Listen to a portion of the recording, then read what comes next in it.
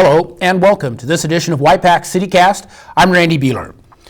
The COVID-19 virus, most commonly known as the coronavirus, continues to be of considerable concern across the nation, around the world, and here in the Yakima Valley. A lot of information and misinformation about the novel coronavirus is being circulated.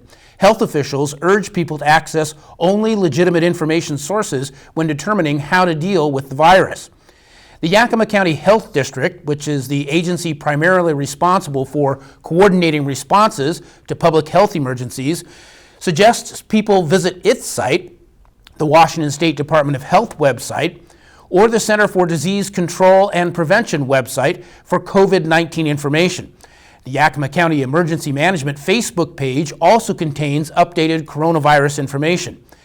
Health officials continue to encourage people to follow standard disease prevention practices to help contain the COVID-19 virus, washing hands with soap and warm water, avoiding touching your face with unwashed hands, keeping surfaces clean, staying home when you are sick, and avoiding contact with people who are sick, and also covering your nose and mouth when coughing or sneezing.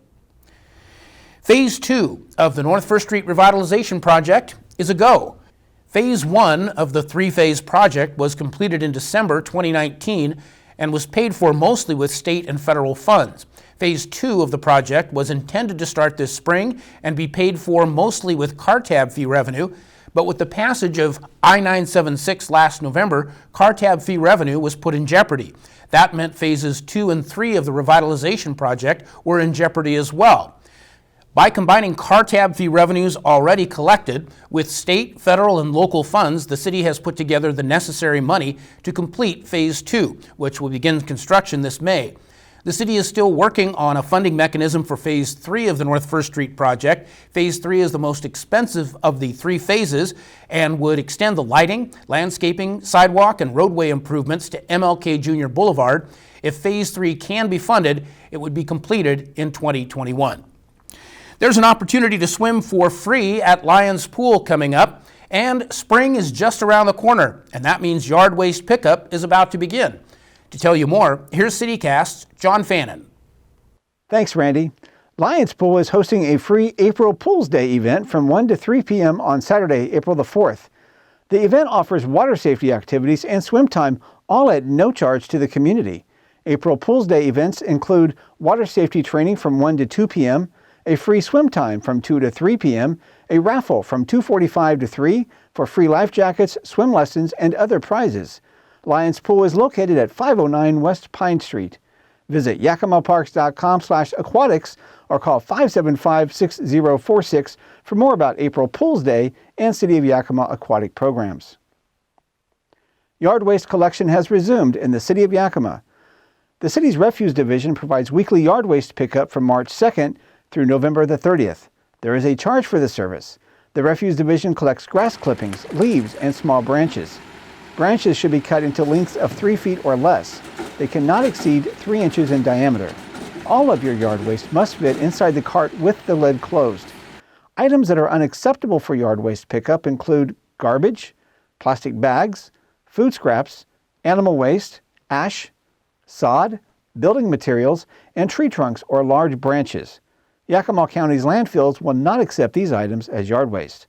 Visit yakimawa.gov/services/refuse or call 575-6005 for more information.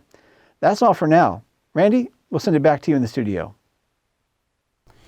Thank you, John. When we come back, you'll get a chance to learn about what has become of the old Yakima Airport restaurant and bar space.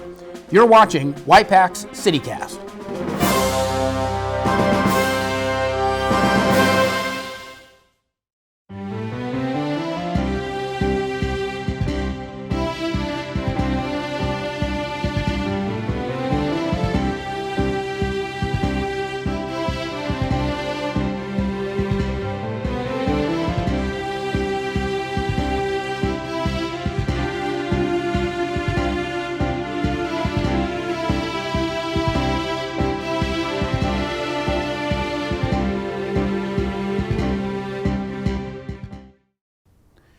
For years, the restaurant at the airport in Yakima was a special place for many who call Yakima home.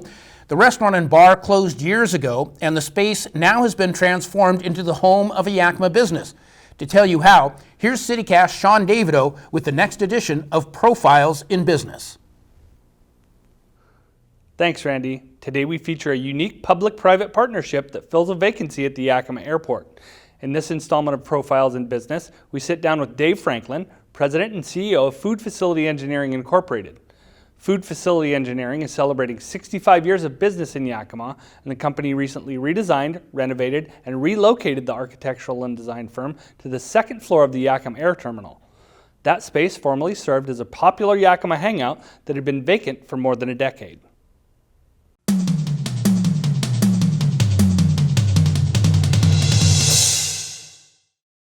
Food Facility Engineering is an architectural engineering firm, and we design food processing facilities and also cold storage facilities.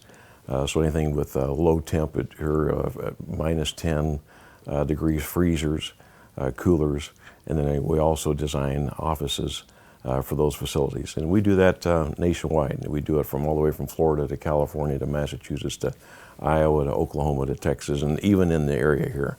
So we have some of our clients in the Great Northwest. Our journey to the airport really started, this is our 6th or 7th location in the city.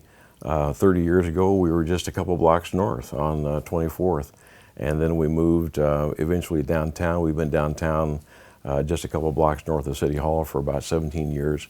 And then we moved out this way. We've looked at this place before. The restaurant has been out of business for about a dozen years now. And so we talked to the folks here at the airport. Rob Peterson been very good to work with and his team.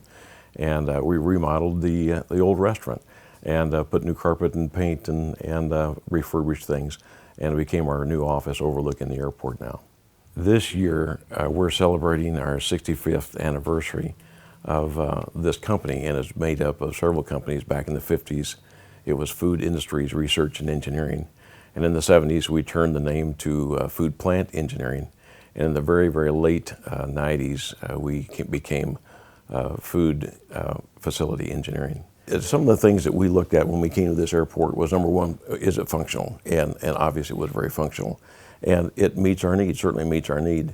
And we were very fortunate in keeping some of the elements that we saw here at the airport.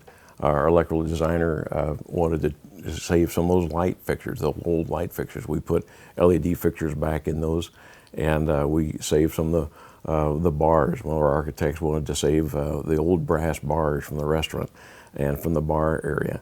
And the old fans that are behind me, the ceiling fans, they look like a aviation prop. And so some of the designers wanted to save those elements, and we utilized those elements back in the architecture of this facility. And as we dug back into some of the walls, we saw the old building structure from the 1950s. So it was kind of an interesting project to come back in to see an old facility come back to life. And we're very happy to join with the city in those types of remodel events. And it's just been very fun.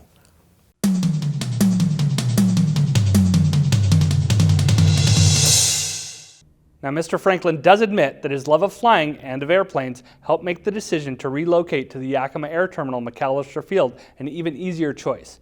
He also notes that being located at the airport has already made commercial air travel to FFE's client locations across the country much easier and accessible. And Randy, with that, we'll send it back to you in the studio. Thank you, Sean. Thank you, too, for joining us for this edition of YPAC CityCast. There are many ways for you to keep up to date with what's going on with the city of Yakima. The city's website at yakimawa.gov features a wide variety of information about city programs and services, as well as upcoming city council and city committee meetings. The city's Facebook page, Twitter feed, and Instagram page keep you connected to important news and information, and you can watch YPAC programming and other videos on the city's YouTube channel. Thanks again for being part of this edition of YPAC CityCast. I'm Randy Beeler. Take care.